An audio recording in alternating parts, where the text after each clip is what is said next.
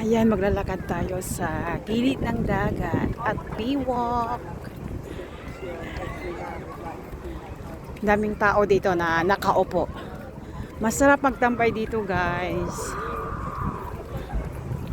At biwak side.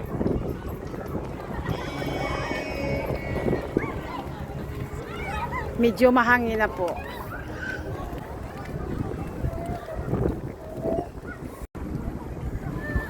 Mo na ang bridge na going to China, is it? Asa Padulong? Oh, mura man check overpass. Yan, nasa gilid tayo ng dagat. Masarap dito magtambay. Medyo mahangin na yung weather. Actually, guys, mayroong bagyo.